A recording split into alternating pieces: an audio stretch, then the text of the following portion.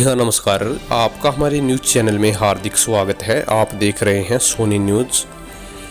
नवीन जिंदल हो सकते हैं हरियाणा के संभावित जीतीन, भाजपा में लाने के लिए हो रहे हैं जतन।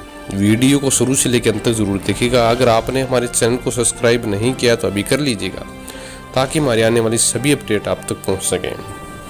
भाजपा के लिए वैसे तो कई संभावित जीतन हरियाणा में ही है, लेकिन इनमें से एक ही ऐसे है जिन्हें लाने के लिए वह कुछ नवीन जतन करने से नहीं चुकेगी। वहीं वह है कुरुक्षेत्र के 2 बार सांसद रहे नवीन जिंदल। यह बहुत कम लोगों को पता है कि 2004 के लोकसभा चुनाव से पहले युवा नवीन जिंदल की संभावित पसंद भाजपा थी। स्वर्गीय अटल बिहारी वाजपेयी के वह बड़े प्रशंसक थे। वह कुरुक्षेत्र से लोकसभा का चुनाव लड़ना चाहते थे। भाजपा राजी थी, उसके पास कोई सशक्त प्रत्याशी भी नहीं था, लेकिन नवीन को उनके पिता ओम प्रकाश जिंदल ने मनाया। स्वर्गीय ओम प्रकाश जिंदल उस समय कांग्रेस में थे। उनके कहने पर नवीन कांग्रेस के टिकट पर लड़े और जीते भी। वह 2009 में भी जीते, लेकिन 2014 में हार गए। 2019 का चुनाव वह लड़ना चाहते थे, लेकिन कांग्रेस के टिकट पर नहीं।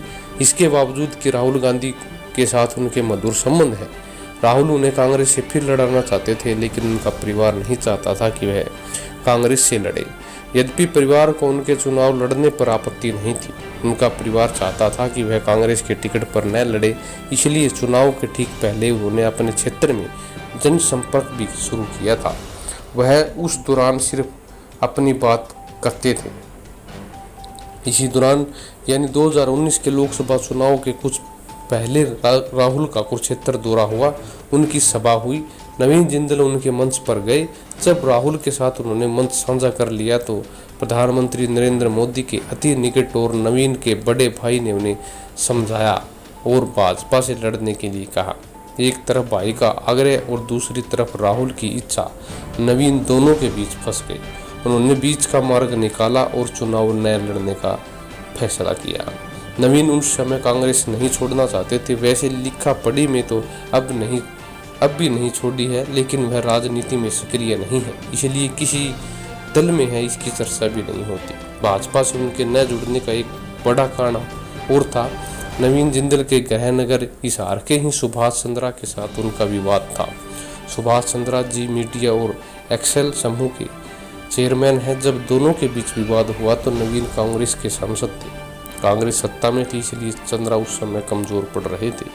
बाद में दोनों के बीच विवाद इतना बढ़ा कि 2014 के लोकसभा चुनाव में नवीन जिंदल को हराने के लिए सुभाष चंद्रा ने कुरुक्षेत्र में डेरा डाल दिया।